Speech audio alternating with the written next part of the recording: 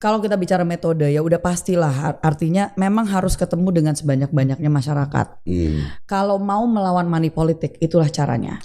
Money politik pun juga saya spesifik lah dalam hal ini bicara serangan fajar. Kalau kita mau melawan itu, mau tidak mau kita harus dengan cara konvensional yang adalah bertemu dengan masyarakat. Kalau ada caleg yang bawa program, dia bohong. Dia bohong. Kenapa saya bilang caleg bawa program itu bohong atau omong kosong atau dia nggak paham perannya dia sebagai anggota legislatif? Karena kalau yang bawa program tuh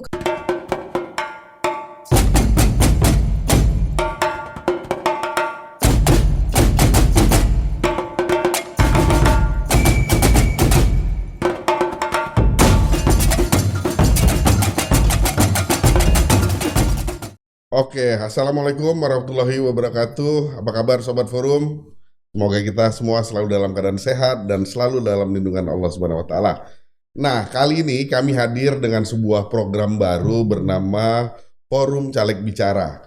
Sebuah program yang memberikan ruang kepada para caleg, baik itu untuk DPR RI, DPRD Provinsi, DPRD Kabupaten, Kota maupun DPD RI, agar mereka dapat menyuarakan yang menjadi program ataupun visi dan misi mereka untuk maju menjadi caleg tersebut. Nah, langsung aja kali ini kita kedatangan tamu yang luar biasa.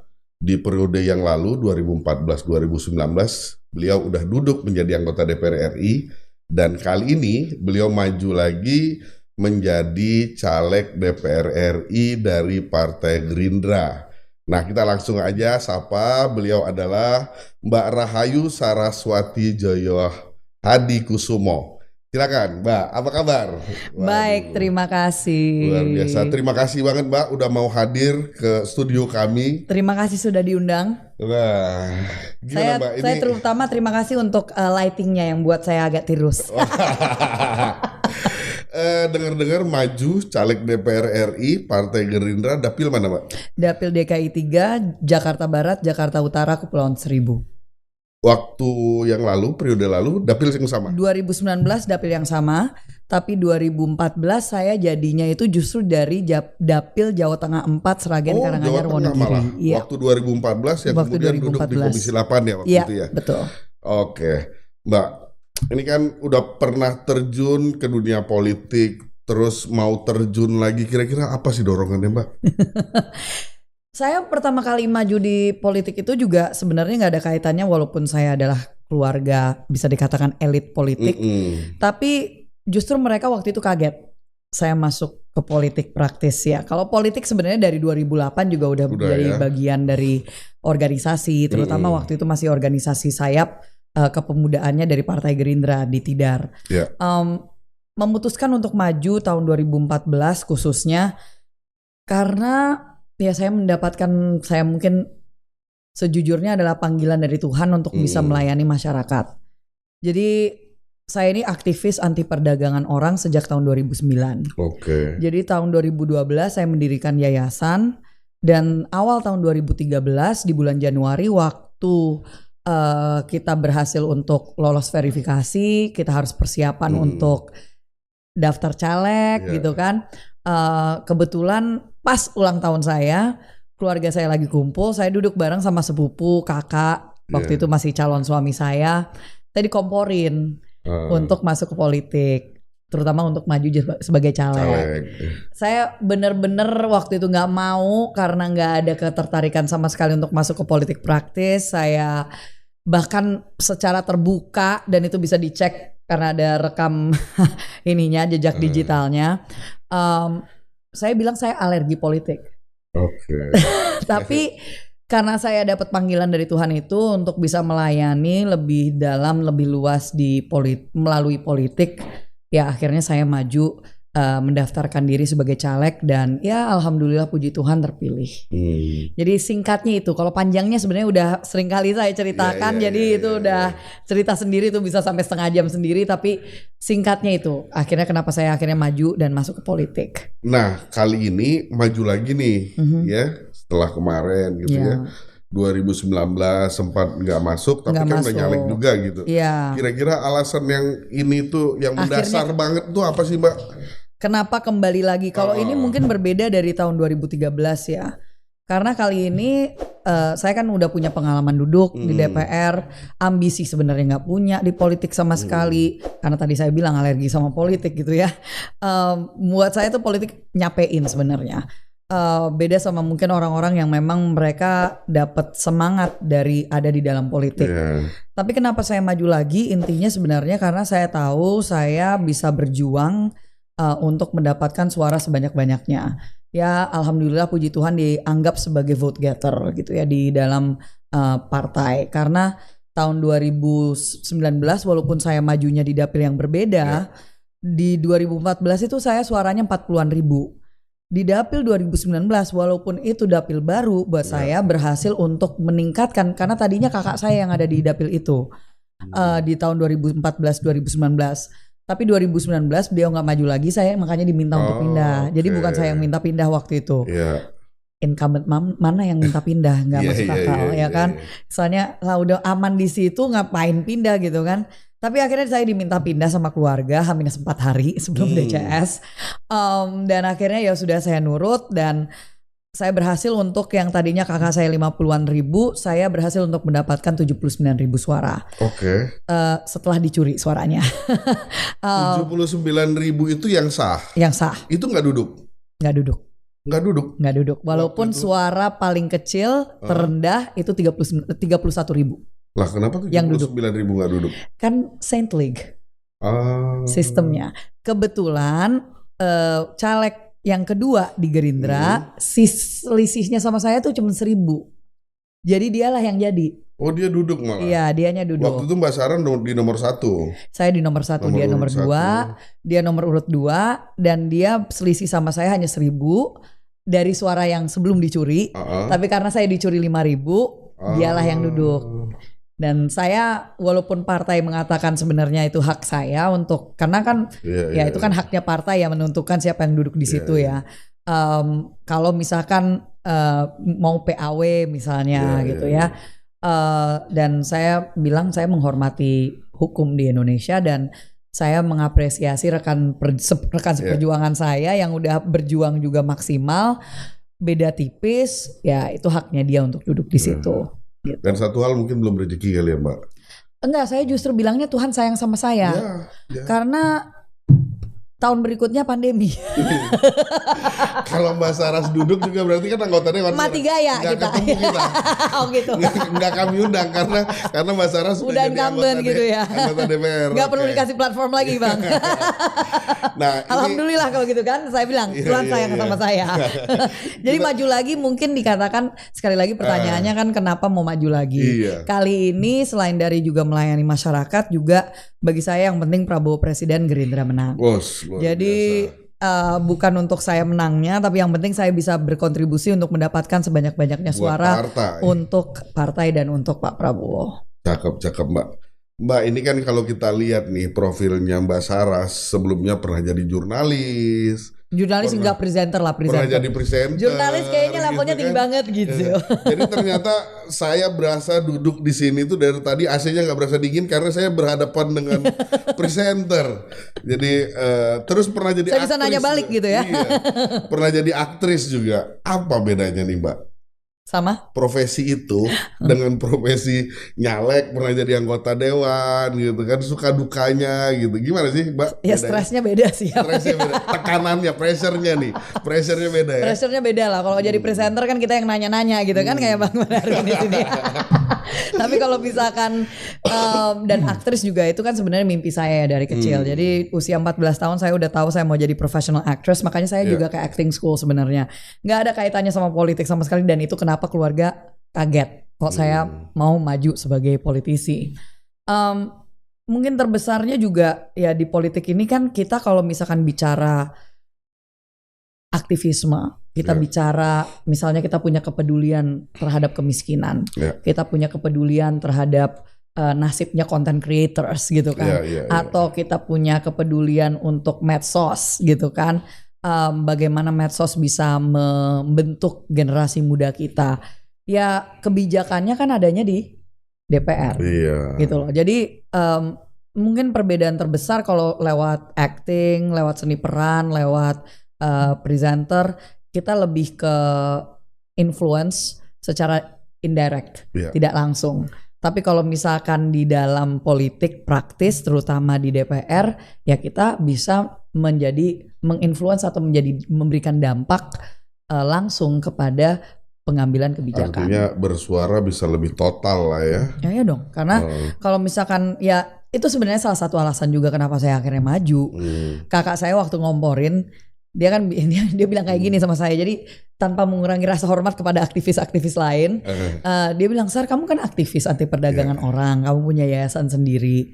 Tapi kalau misalkan sebagai aktivis, kamu tuh seperti anjing menggonggong dari luar. Iya. Karena kamu menyuarakan, tapi kamu nggak dalam sistem, menjadi bagian dalam sistem untuk membawa perubahan yang dibutuhkan dalam sistem kita." Jadi itu juga menjadi penyemangat saya terbesar. Yang kedua, penyemangatnya adalah dari ayah saya yang dia mengingatkan, selama orang-orang baik diam dan tidak melakukan apa-apa, maka yang jahatlah yang akan terus berkuasa. Yes, banyak yang bilang. So itu yang jadi pegangan saya, kenapa saya akhirnya terus ada di politik. Bukan karena ambisi posisi, ya kan, duit apalagi lebih baik di luar daripada di dalam. Halo. Di dalam cuma dipelorotin. Curhat. Tapi saya ya kalau soal posisi saya nggak nyari di situ, prestis saya juga nggak nyari di situ. Jadi memang semata-mata bagaimana saya bisa jadi dampak yang positif untuk masyarakat Indonesia.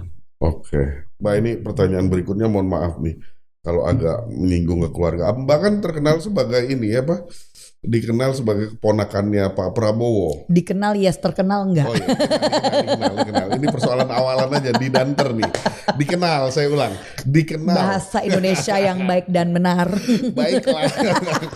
Dikenal. Biar kan, soalnya kan kalau bilang terkenal gitu, karena sapo tapi di mata saya terkenal, di mata saya terkenal. Terima kasih, terima kasih. Tapi gitu pun saya ulang lah. Ya, siap. Mbak kan dikenal sebagai keponakan Prabowo ya. Siap. Kira-kira ada nggak sih Mbak privilege terkait keponakan Pak Prabowo ini? Privilege sudah pasti ada. Proses maju ini. Oh enggak, kalau proses artinya majunya begini, di Gerindra Pak Prabowo yang punya partai ya kan. Karena Mbak Sarah ini keponakan dapat nomor khusus, jalur khusus, jadi gitu-gitu. Ini saya luruskan dulu ya. 2013 itu saya jadi itu dari nomor urut 2. Oke. Nggak ada namanya karpet merah kalau di Gerindra. Jadi saya pun juga awal mula bergabung di Gerindra itu lewat Tidar, kan saya tadi bilang. Masih ketua departemen tuh, ketua bidang lah di organisasi Sayap. Itu masih Sayap belum masuk di dalam Gerindranya nih gitu ya.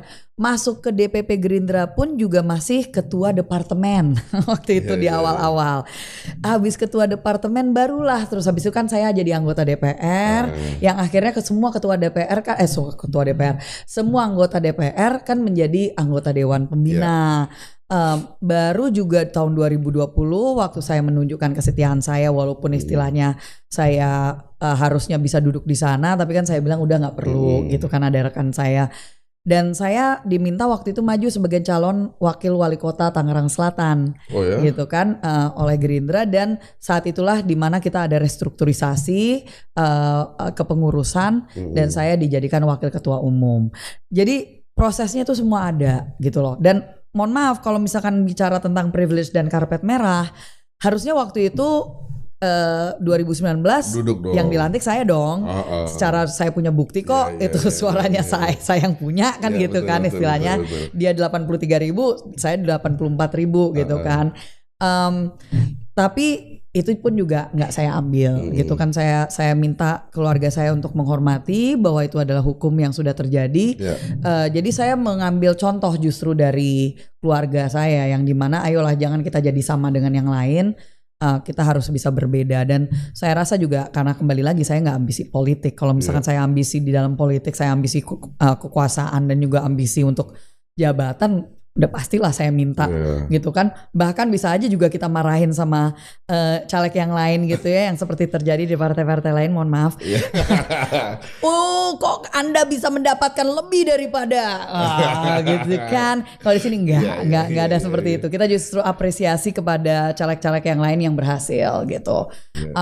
Dan sekarang pun saya justru masih belum tahu nih saya dapatnya nomor urut berapa. Belum tahu? Belum tahu. Ya, DCT walaupun di DCS saya nomor 1, tapi DCT belum tentu. Dan itu saya serahkan sepenuhnya kepada para pimpinan.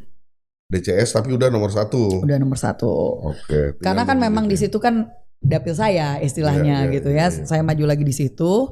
Kebetulan incumbent yang di situ maju di dapil yang lain gitu. Jadi kita dilihat sebagai vote getters lah yang bisa untuk mengamankan suara di berbagai dapil. Ya. Tapi kira-kira ada niat gak sih Mbak menggunakan privilege tadi itu khusus? Nah, mumpung nih kan banyak nih sekarang tokoh-tokoh politik yang mumpung ponakan Prabowo gitu kan. Om, tapi kan dong, saya, om, tapi gitu, kan saya nggak punya, inilah yang bikin orang tuh frustrasi sama saya. Justru mereka yang frustrasi, bukan saya bang. Kalau saya maju, om bantu lah.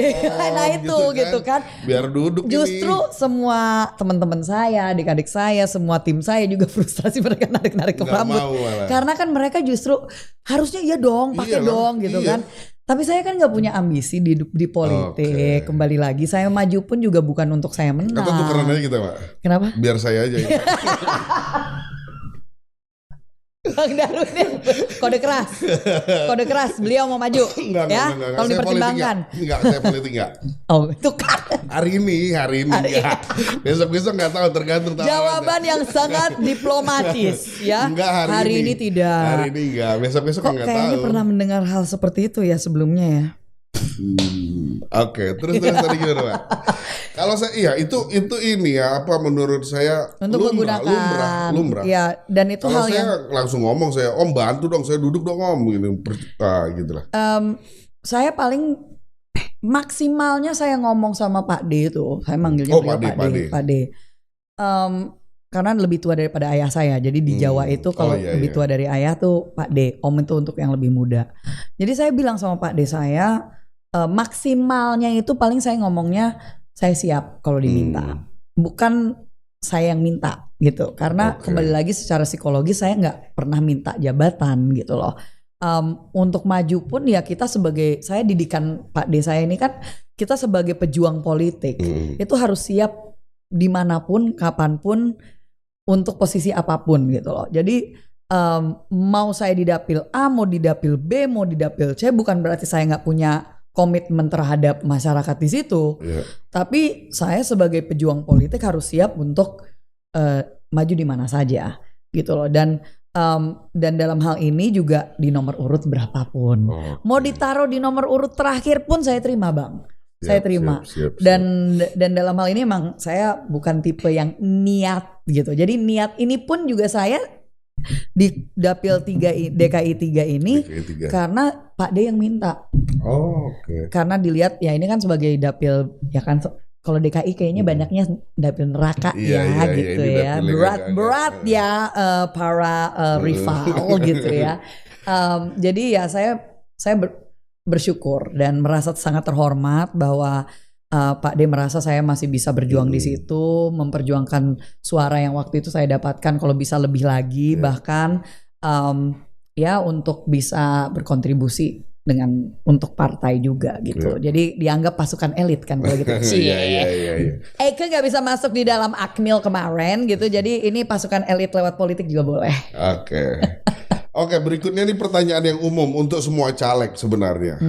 Caleg siapapun yang hadir di forum caleg bicara kita tanya juga. Ntar aku cek ya bang. Oh ya. Beneran gak nih ditanya ini kayak yang lain? Minum dulu Mbak, biar enak jawabnya. Kenapa memilih Partai Gerindra?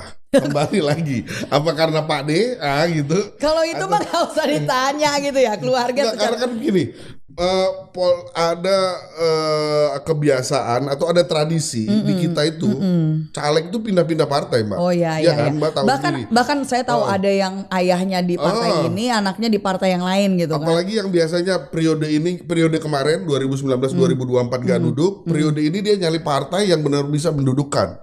Kan itu di kita tradisinya. Yes. Dia langsung pindah ke partai yang pokoknya bakal memberikan dia ruang untuk bisa dapat nomor urut 1 atau 2 ya, itu ada banyak juga partai-partai yang menawarkan lu maju lewat gue deh gitu kita ya. siapkan segala amunisi dan perlengkapan perangnya, kan ada juga. By the way belum ada loh ya, sampai sekarang belum ada yang menawarkan gitu. Saya itu.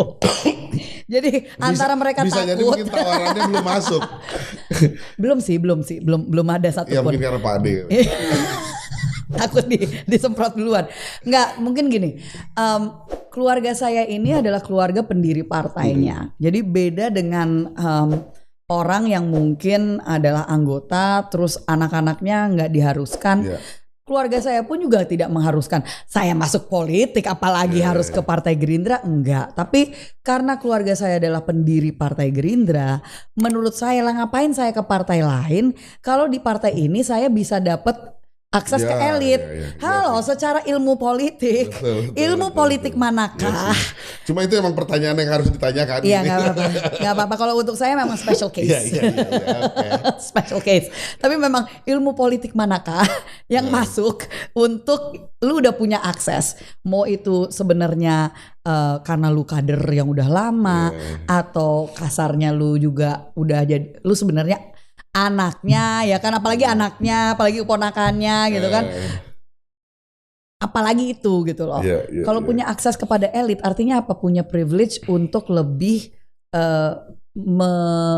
memberikan dampak gitu loh. Yang dimana saya mau menggunakan privilege ini Gen Z banget ya, privilege gitu. Saya mau menggunakan kesempatan ini untuk bisa ya menyuarakan hal-hal yang idealisme saya gitu loh. Bukan semata-mata untuk kekuasaan, untuk uang dan bla bla bla. Sorry to say again, saya maju ini karena panggilan dari Tuhan. Kalau misalkan sampai saya akhirnya menyalahgunakan posisi dan jabatan dan segala macam, ya siap-siaplah langsung kualat sama Tuhan. Janganlah. Nah, ini kita masuk ke pemilu 2024 yang udah dalam hitungan hari ke depan gitu. Kita tahu pemilu kali ini untuk para caleg itu masa kampanyenya pendek banget dibanding pemilu-pemilu sebelumnya. Yes. Mbak Sarah sebagai caleg DPR RI melihat masa kampanye yang pendek ini bagaimana, terus punya strategi apa, boleh nggak, Mbak? Strategi nggak mungkin dibocorin di sini lah, Bang. Gimana? Lagi berjuang kita. Gitu. Ya enggak. Tapi kalau kita bicara tentang tanggapan saya tentang masa yang singkat pendek ini, itu memang sangat tidak menguntungkan untuk kami. Walaupun saya pernah nanya sama Ketua Bawaslu soalnya, itu atau pernah dengar lah beliau bicara bahwa sebenarnya kita ini sudah pernah diberikan waktu dari Desember tahun lalu. Untuk melakukan yang namanya sosialisasi politik. Desember 2022. Tapi Bang, DCS aja belum ada. Kita maju dapil mana, terus habis nomor urut berapa aja kagak tahu, disuruh sosialisasi gitu kan. Sosialisasi ke dapil mana? Kebun kosong kali atau kampung sepi ya? Itu. Dan itu terjadi, Bang. Ada yang udah sosialisasinya udah seabrek-abrek, dipindahlah dapil dia. Ya kan? Lah, kalau kader loyalis antara lu terima atau ya udah berarti lu nggak loyal, lu keluar gitu kan. Nah ini yang seringkali jadinya terjadi, di mana ada konflik di internal yang sebenarnya udah diupayakan, dia udah berjuang di situ untuk menunjukkan saya punya masa nih di sini gitu kan. Tiba-tiba ada kepentingan lain yang dianggap lebih kuat untuk bisa menang di situ gitu kan. Nah yang ini yang menurut saya harus dipahami untuk pembuatan peraturan ke depan lah. Yang harapannya 2029 ya jangan seperti inilah. Karena kalau misalkan seperti ini nggak fair, bukan untuk kitanya, untuk masyarakatnya juga. Dan mohon maaf ya, 18 partai Bang. Iya. 18 partai itu kita nyoblosnya pakai baliho. Kan surat suara kemarin aja udah sebesar itu untuk 12 Ini partai. besar lagi, Ini 18. Ini untuk masyarakat awam, masyarakat umum, apalagi yang grassroots, apalagi yang illiterate gitu loh. Yang masih mending hafal sama nama partainya, apalagi nama caleg yang seabrek-abrek gitu loh. Bagaimana kita bisa sosialisasi dalam waktu itu gitu loh. Jadi mau nggak mau ini juga hampir ya omong kosong juga sih. Jadinya kita tuh basa-basi. Mau nggak mau ya jadinya kita bermainnya itu bukan ke masyarakat langsung. Nggak ada tuh yang namanya door to door kayak di luar negeri. Karena di luar negeri itu kenapa mereka bisa door to door? Karena jumlah pemilih di satu dapilnya tuh sedikit. Saya pernah waktu kemarin dan itu sebarannya juga nggak begitu jauh. Nggak begitu jauh. Saya pernah lah di sini aja satu provinsi bisa satu dapil Bang. Dan itu untuk berapa kursi gitu kan? Bayang dong provinsi Gorontalo yang aja exactly. Gorontalo 3 kursi, Bangka Belitung 3 kursi. Itu juga belum lagi Maluku Utara, Maluku dan seterusnya. Papua Barat yang Masya Allah gitu loh. Maksudnya untuk bisa sosialisasi ke daerah-daerah, ke pegunungan, ke pesisir. Itu nggak secara bukan hanya finansial, tapi juga secara waktu itu kan nggak pendek. Beda sama di kota yang bisa ke 5 titik dalam satu hari gitu loh. Jadi ini yang harusnya bisa dipahami. Yang jadinya apa yang terjadi di sini, yang terjadi adalah popularity contest gitu loh. Dan melalui jalur-jalur jaringan dan bukan untuk kita yang ketemu langsung sama masyarakat. Saya masih ingat waktu saya pernah ini sebelum saya bahkan jadi anggota DPR 2014. Saya ke Capitol Hill di Amerika. Ketemu sama anggota DPR-nya sana. Dia nanya, oh kamu maju nyalek? Saya bilang iya, jadi tahun 2013 nih. Dan saya sampaikan gitu, iya. Dia tanya berapa banyak konstituennya. Saya bilang 1,2 juta. Kaget dia. Dia hah? Karena ya itulah besarnya Indonesia, apalagi untuk di wilayah Jawa. Lah untuk di satu provinsi, ada yang satu provinsi pemilihnya cuma 800.000 gitu loh. Yang dibandingkan dengan di Jawa itu satu provinsi, ini satu 3 kabupaten gitu loh. Pemilihnya 1,2 gitu kan. Ini yang kita harus pertimbangan matang-matang. Makanya saya tuh sering mau untuk mengadakan diskusi sama Perludem, Puskapol UI. Kita harus benar-benar ngebahas secara netral, secara realistis tentang sistem demokrasi yang berlaku untuk di Indonesia. Kita nggak bisa fotokopi dari tempat lain, tapi kita juga nggak bisa, mohon maaf nih, menyamaratakan dari Sabang sampai Merauke. It doesn't make any sense menurut saya. Demografinya aja udah gimana? Sangat berbeda, budayanya juga sangat berbeda. Ada budaya yang lebih ramah terhadap perempuan, ada yang enggak ramah terhadap perempuan.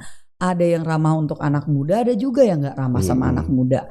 Ini yang harus kalau kita mau bicara tentang kesetaraan gender, keterwakilan perempuan, keterwakilan anak muda, apalagi anak muda sekarang 56% pemilih, 53% penduduk Indonesia, Gen Z sama milenial.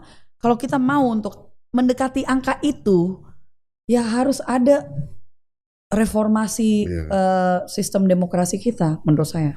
Ya semoga 2029 bisa lebih inilah kali ya. Artinya ini jadi catatan. Pembelajaran. Gitu ya pembelajaran dan catatan. Nah kalau begitu dengan jangka waktu yang pendek ini, boleh di-share nggak metode apa sih sebenarnya yang akan Tadi udah bilang strategi nggak disebut. Kan strategi. Sekarang ngomongnya metode. Itu hanya bahasa lain artinya sama. Inilah kita kalau bertanya tapi ini pendidikan politik lah. Ini mantan jurnalis, mantan presenter, kejebak kita sama pertanyaan ini. Tapi nggak apa-apa lah, bocoran dikit aja Mbak. Nggak, saya bukan bocoran ya. Ini ngomong pendidikan politik. Ya, jadi ini sebenarnya sudah dipahami oleh semua caleg lah. Dan kita sering melakukan pelatihan-pelatihan juga. Di Tidar juga kita melakukan pelatihan untuk anak-anak muda yang mau jadi caleg gitu kan. Karena kita melakukan kaderisasi. Kalau kita bicara metode ya udah pastilah, artinya memang harus ketemu dengan sebanyak-banyaknya masyarakat. Kalau mau melawan money politik itulah caranya. Iya. Karena gini, simple aja. Kalau ketemu hanya dengan sedikit masyarakat, untuk bisa duduk ya money politik lebih tinggi. Tapi kalau misalkan kita bertemu dengan masyarakat, karena saya yakin satu-satunya cara untuk kita menekan dan menahan dan melawan money politik. Money politik pun juga saya spesifik lah dalam hal ini bicara serangan fajar, bicara tentang amplop H- berapa hari atau H- berapa jam sebelum pemilihan gitu ya, pencoblosan. Kalau kita mau melawan itu, mau tidak mau kita harus dengan cara konvensional yang adalah bertemu dengan masyarakat.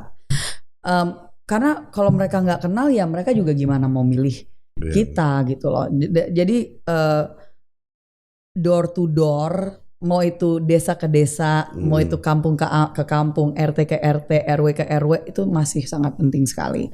Sosialisasi masih sangat penting. Tapi paling penting kalau misalkan bisa adalah membentuk tim, ya kan? Supaya tim ini yang juga bisa menjadi perpanjangan lidah kita. Nggak semua orang bisa langsung punya tim besar ya. Kalau bicara DPR RI mau nggak mau memang harus punya tim. Dari 2014 sebenarnya tim saya tuh minim. Karena tim saya adalah tandem. Jadi saya kerjasama dengan DPRD, caleg DPRD. Mereka yang menjadi bagian dari tim saya gitu loh. Jadi kalau kita udah tandeman nih, dan saya bukan tipe yang tandemannya tuh hanya dengan satu per dapil DPRD. Pernah waktu saya maju 2014 itu saya satu kabupaten tuh bisa 17 caleg tandem. Oh ya? Bisa sebanyak 17. itu. Ya, di satu kabupaten. Berarti dari partai lain juga termasuk? Oh enggak, semuanya dari Gerindra. Karena kan dapil di Jawa Tengah banyak banget untuk DPRD kabupaten kota. Kabupaten kota loh, bukan provinsi. Nah jadi ya seperti itu. Kalau belum punya tim untuk DPR RI, ada baiknya untuk bertandem. Dan dari situ harapannya kan bisa ada ketemu sama masyarakat, dari masyarakat ada yang mau jadi tim kita juga gitu. Jadi itu sebenarnya metodenya sesimpel itu. Oke, nah kalau kita berandai-andai nih, Mbak Saras duduk terpilih menjadi anggota DPR RI. Amin. Terlepas akan duduk di komisi berapa? Ya, karena saya juga nggak tahu. Program apa kira-kira yang yang akan Mbak bawa nih? Apakah melanjutkan tadi yang Mbak udah sempat ceritain program di masa lalu terkait aktivis itu, ini atau ada program lain nih? Nah ini sedikit pendidikan politik juga untuk masyarakat. Kalau ada caleg yang bawa program, dia bohong. Dia bohong. Itu yang saya nggak paham waktu saya maju pertama kali tahun 2013. Saya merasa bersalah sebenarnya sama masyarakat karena waktu di awal.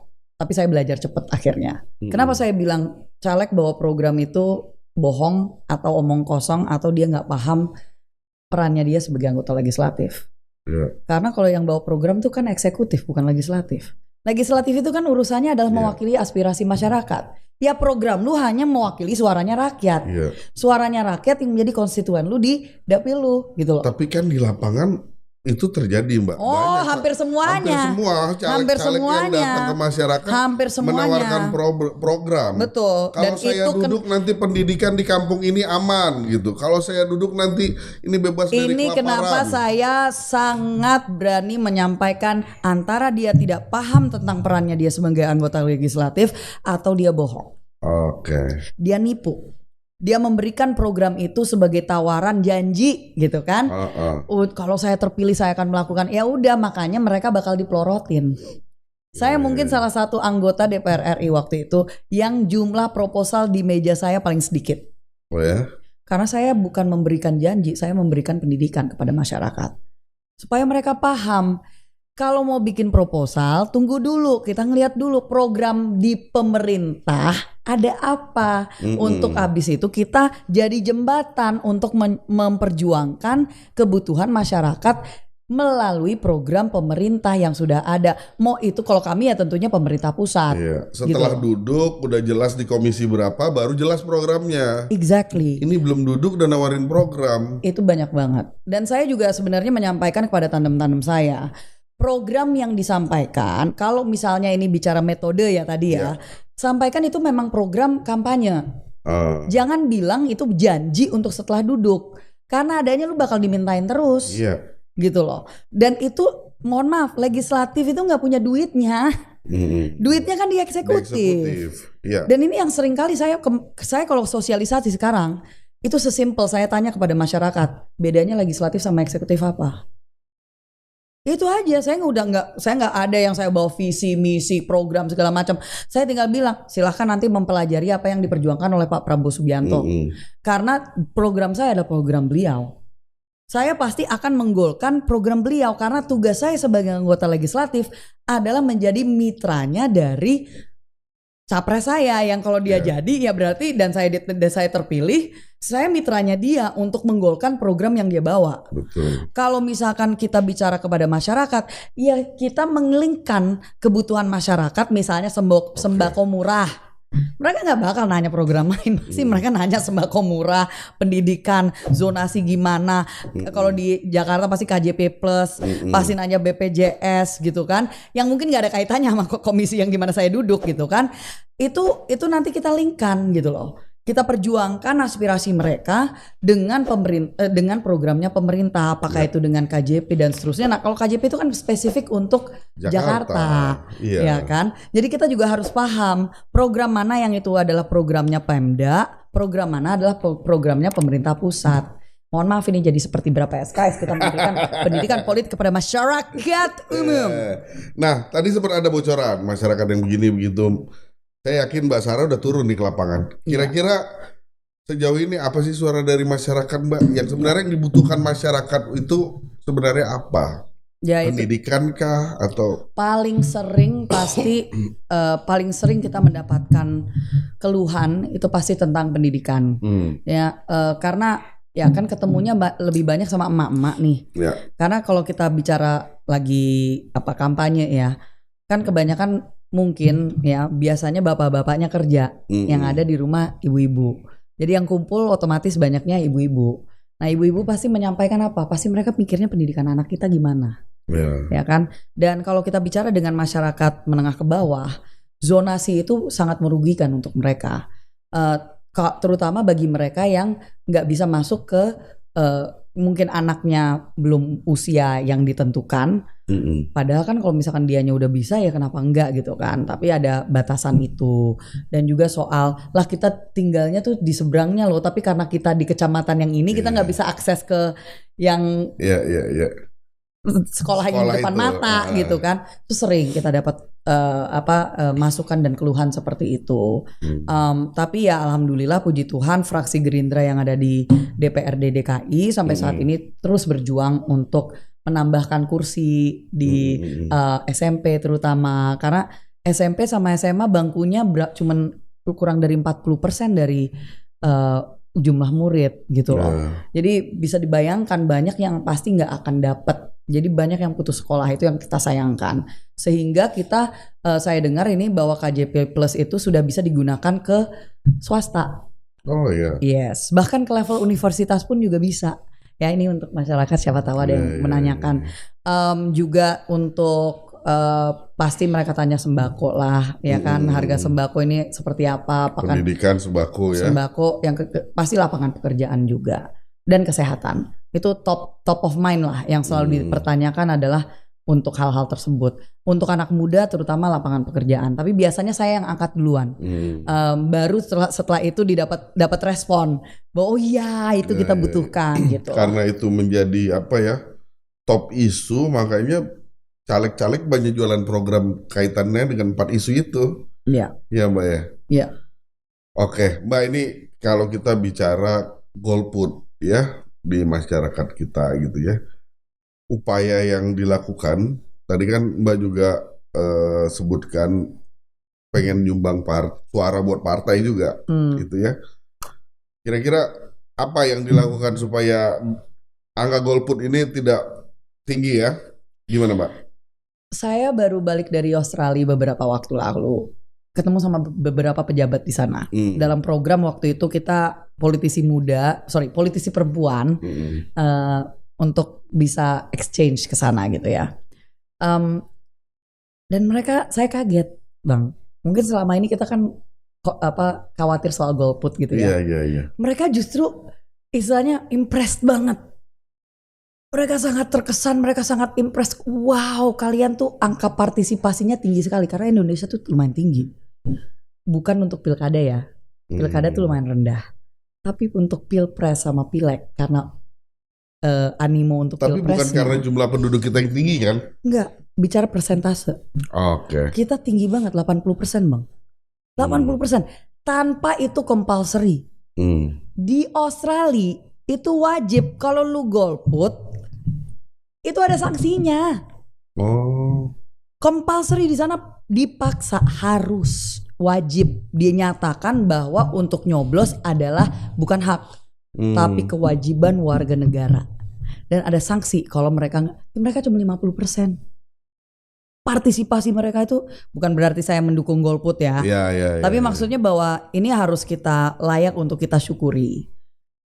Namun kalau bicara golput, kita pasti bicara banyak yang bukan apatis ya. Kalau saya sih melihatnya lebih ke frustrasi. Akhirnya menjadi apatis karena frustrasi awalnya. Frustrasi bahwa kok gue tuh maunya kayak gini tapi kok jauh banget yang dari gue inginkan gitu loh. Sebenarnya gue punya aspirasi ini tapi kok dari kemarin udah disuarain gak ada yang dengerin sih. Gitu loh. Jadi dari kefrustrasian itu akhirnya jadi apatis. Dari mereka mikir bahwa ini mang cuma jadi mainannya elit. Akhirnya mereka bilang ngapain gue juga milih, toh juga ntar ujung-ujungnya juga sama aja.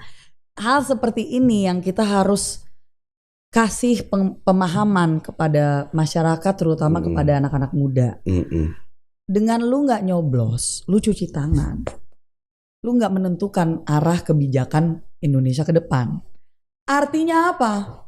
Saya pasti kalau ada yang kritik nih, saya tanya kemarin nyoblos nggak? Karena kalau nggak nyoblos, lu nggak punya hak. Lu nggak punya hak karena lu membiarkan untuk kita semua ngambil pilihan. Ya udah, berarti lu tinggal di sini aja terserah. Dan lu cuci tangan dengan keputusan. Tapi kalau lu nyoblos, minimal lu bisa kritik. Yang lu coblos jadi, lu bisa kritik apalagi. Hak lu lebih besar daripada yang gak nyoblos dia. Gitu loh. Hak lu lebih besar untuk mengkritik. Untuk nyoblos tapi gak menang, ya minimal gue udah bersuara. Dan gue udah dari awal bilang gue gak suka sama kebijakan lo. Nah ini kaitannya dengan generasi muda tadi. Langsung saja. Kan pemilih kali ini didominasi sama milenial nih. Tadi Mbak Sarah juga sempat singgung frustasi, apatis gitu ya. Ada beberapa survei menyebutkan anak-anak milenial kita ini cenderung ke arah sana dengan politik kita. Cenderung apatis, cenderung frustasi. Betul. Gitu. Bang lihatnya gimana? Ada upaya nggak untuk mengikis itu? Saya mengingatkan mereka seperti ini sih sebenarnya. Kembali lagi bahwa untuk kita menentukan masa depan seperti apa yang akan kita warisi, kita harus menjadi bagian dari suara itu. Oke, lu gak harus maju sebagai calegnya, gak harus maju sebagai calon pemimpin daerahnya, tapi minimal lu harus dukung yang lu yakin bisa memperjuangkan gitu loh. Dan istilahnya gini, kalau misalkan bilang gue gak percaya sama politisi manapun, menurut saya itu easy way out. Menurut saya itu menggampangkan dan diskriminatif, ya kan? Kalau lu anti diskriminasi, ya lu harus milih. Dan milihnya itu pun juga nggak harus individu, kan bisa milih partai. Kalau misalkan nggak suka sama partai ya pilihlah individu. Kalau untuk caleg ya, individu kan tinggal cari tahu mana sih yang paling mendekati dengan yang idealisme saya gitu loh. Kalau perlu cari tahu aja orangnya lagi di mana gitu kan, ketemuin. Atau dianya lagi ada kegiatan sosialisasi di mana datang. Sekarang kan hampir semua caleg kan punya medsos. DM aja tinggal tanya nih orang, cek juga gampang nggak nih di kontak. Kalau dia nggak ngejawab balik, misalnya pertanyaannya, halo saya adalah pemilih di dapil Anda, saya mau tahu program Anda, saya mau tahu, ya itu kan pertanyaan gitu kan fair aja. Saya mau tahu Anda akan memperjuangkan apa, seperti apa Anda, boleh nggak saya hadir di salah satu kegiatan sosialisasi. Cek aja dia bakal jawab atau enggak. gitu loh. Minimal lakukan itulah atau riset gitu loh. Sekarang semuanya juga ada itu di kan internet. pengennya setiap caleg ada milenial yang nge-DM gitu kan. Tapi sementara kondisinya di media sosial kita itu beredar hate speech justru malah ya terhadap caleg, cawapres gitu. Justru yang lagi tren di kita tuh begitu malah. Bukan kayak yang Mbak Saras sampai tadi gitu, malah yang hate speech gitu. Itu gimana? Ya kita hanya bisa mendidik dengan memberikan contoh juga sih. Ya kita harus bisa kasih arahan kepada adik-adik kita, harus kita kasih mengingatkan kepada mereka. Sampai kapan sih kita mau negara kita nih diadu domba? Hate speech itu kan sebenarnya hanya feeding into adu domba itu. Kalau misalkan lu memang mau negara ini nggak kemana-mana, karena gini, mengkritik secara konstruktif itu sangat berbeda dengan hate speech atau dengan bullying atau dengan mengkritik hanya untuk mengkritik itu namanya tong kosong nyaring bunyinya gitu loh. Ya kan? Lu kalau misalkan mau direspect, ya hormatilah orang yang lu ajak bicara, even if you don't, walaupun kita nggak sepakat dengan apa yang disampaikan, minimal perlakukanlah dengan menghormati mereka. Baru then you earn the respect untuk kehormatan itu sesuatu yang you have to work at gitu kan. You have to earn. Kita harus layak untuk mendapatkan itu. Nggak bisa serta-merta hanya karena lu manusia terus lu dapet gitu loh hormat gitu. Ya enggak lah. Kalau misalkan lu perlakuannya kayak hewan, ya kan, dari mana lu bakal dihormatin sama orang gitu loh. Mau yang lebih muda apalagi yang lebih tua gitu, yang udah melalui kehidupan ini dengan segala naik turunnya. Jadi kita harus mengingatkan kembali, ada cara untuk kita bersuara, itu nggak harus dengan cara yang tidak menghormati lawan bicara kita, orang yang kita kritisi. Kalau mengkritik pun ayolah mengkritik dengan konstruktif. Lu nggak harus punya jawabannya, tapi minimal kalau memang ada sesuatu yang nggak disukain, misalnya gini, saya selalu mengingatkan diri saya juga, kalau mengkritik nggak punya solusi, serahkanlah kepada yang lebih pintar gitu loh, yang lebih paham gitu loh. Jangan kita ecek-ecek ya, jiki-jiki hanya karena istilahnya semuanya pada nggak suka, oh my gosh gitu, ini jelek banget sih, bel. Kalau nggak paham, lu nggak ada di dalam ruangan itu, jangan sok tahu lah gitu loh. Ya, jadi ayo kita nih mau jadi negara yang maju, mau jadi negara yang dan maju itu artinya apa Bang? Itu hanya bisa dengan satu syarat, dan ini selalu Pak Prabowo sampaikan, harus ada persatuan. Kalau kitanya nggak bersatu, gampang diadu domba sama pihak luar. Betul. Ya kan, apalagi mereka semua punya kepentingan untuk masuk ke sini. Kalau dikira kita cuma dijajah dan kita akan terus berjuangnya dengan bambu runcing lah, ya udah salah lah gitu loh. Oke, Mbak, kita masuk soal keterwakilan perempuan di legislatif. Siap. Ini kan ada kuota 30% keterwakilan perempuan. Saya koreksi. Pertanyaan saya, bagaimana menurut Mbak Sarah keterwakilan perempuan itu tadi? Karena ini mohon maaf Mbak, saya banyak sekali ketemu yang mohon maaf ya, perempuan-perempuan yang sebenarnya belum layak untuk nyalek gitu, tapi karena kuota gitu harus diisi kuota itu gitu ya. Benar nggak Mbak ya? Apakah ini hanya sekedar untuk memenuhi kuota atau memang sebenarnya dari sisi gender perempuan udah layak ini untuk maju? Enggak semua perempuan. Nah itu enggak semua perempuan. Saya salah satu yang sangat jelas tentang hal ini. Tapi Mbak ini kan ya perempuan yang layak banyak. Tapi yang nggak layak juga ada. Banyak kan? Ya, yang udah jadi pun juga banyak. Saya enggak ya. Ini yang saya ngomong. Yang udah jadi pun banyak nggak layak ya. Iya, itu ada. Jadi gini, pertama tadi saya koreksi dulu. 30% kuota itu bukan kursi. 30% kuota itu untuk di caleg. Jadi calon legislatif. Dari partai. 30%. Itu pun juga kemarin baru aja dikabulkan gugatan kita karena ada PKPU yang melanggar aturan 30% caleg, kuota caleg itu tadi. Ya itu dari KPU-nya yang agak salah ya. yang harus belajar matematika lagi saya bilang kemarin.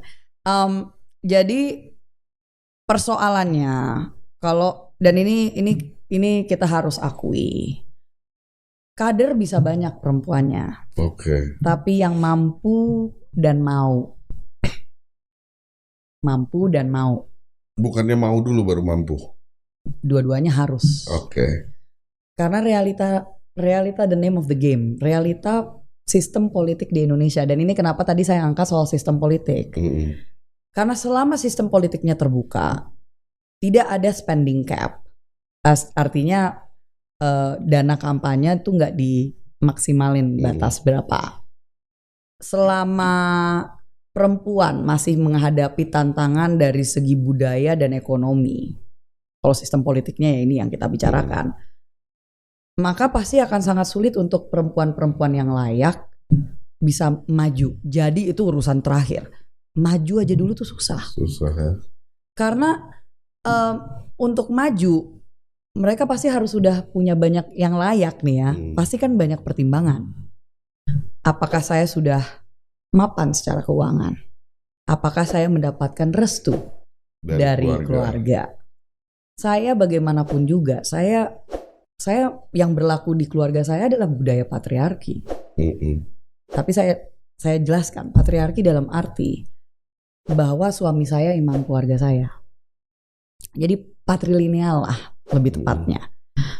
Namun suami saya sangat mendukung saya dan anaknya yang perempuan untuk mencapai potensi kita yang secara maksimal. Apapun itu, mau jadi dokter, mau jadi lawyer, mau jadi politisi, itu haknya kita. Kita nggak menyatakan diri kita lebih mampu daripada laki-laki, tidak. Tapi kita punya hak dan dia mendukung, gitu kan. Tapi kalau kita bicara restu, banyak sekali laki-laki yang nganggap, udahlah jangan masuk politik itu kayaknya berat banget. Ntar adanya cuma kita dipelorotin gitu kan. Adanya duit habis, tapi terus habis itu ntar lu gak jadi gitu kan. Udah ketakutannya tuh udah banyak banget gitu.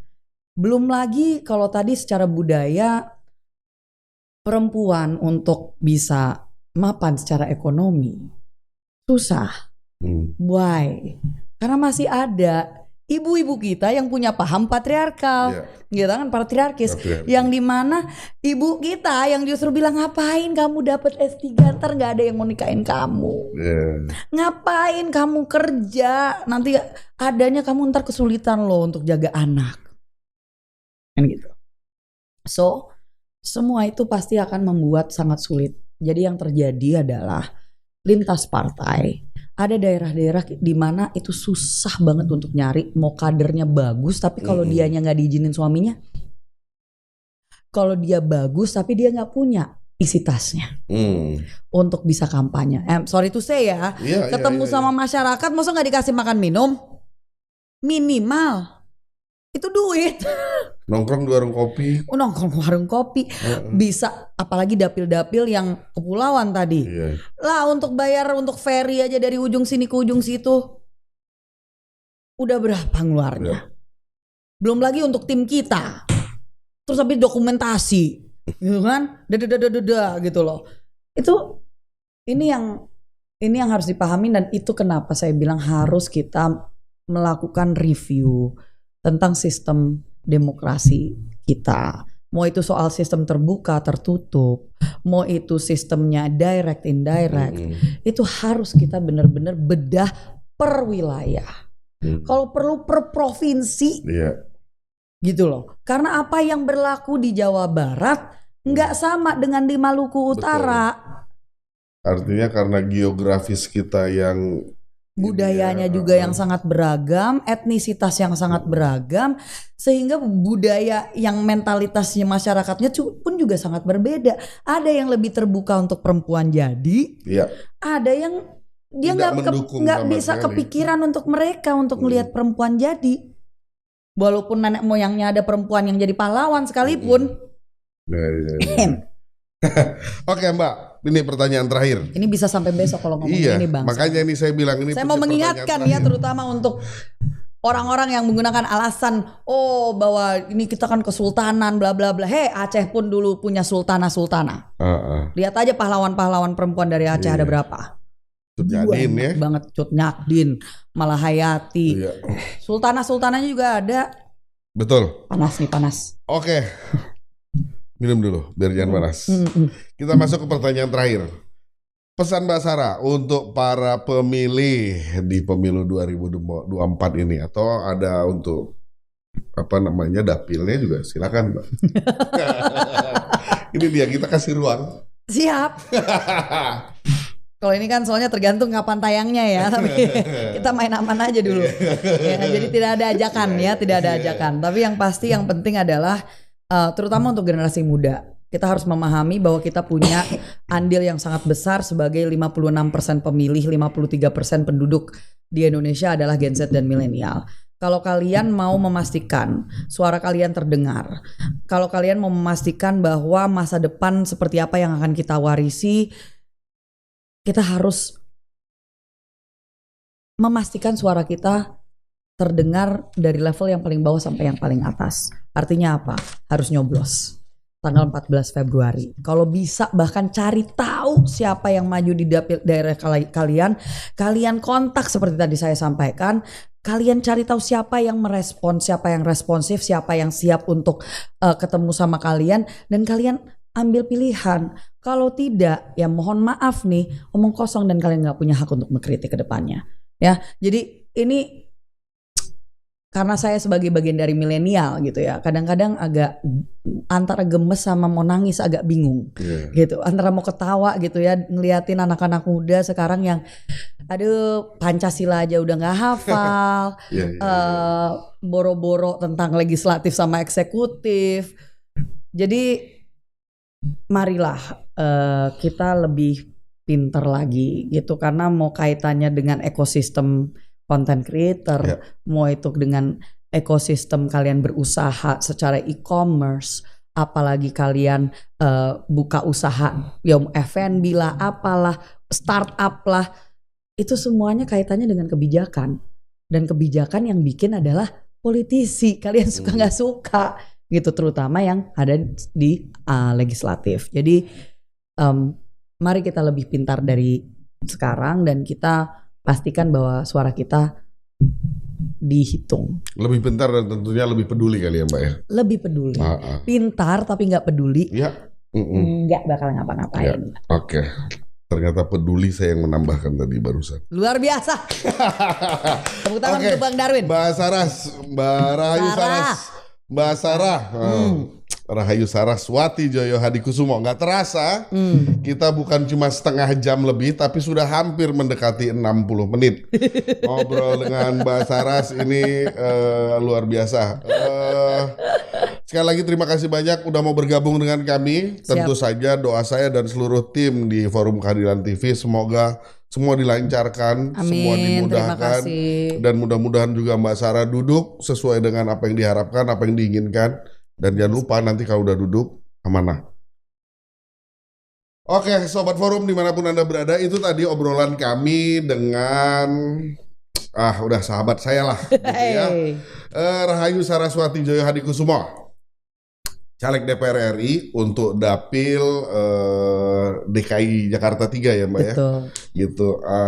Jakarta Barat, Jakarta Utara, Kepulauan Seribu. Jakarta Barat, Jakarta Utara dan Kepulauan Seribu gitu ya. Kita doakan semoga segala prosesnya berjalan lancar dan dimudahkan dan hasilnya juga sesuai dengan yang diharapkan. Saksikan terus Forum Caleg Bicara tentunya dengan caleg-caleg yang akan maju dalam kontestasi pemilu 2024 mendatang. Terima kasih. Assalamualaikum warahmatullahi wabarakatuh. Waalaikumsalam.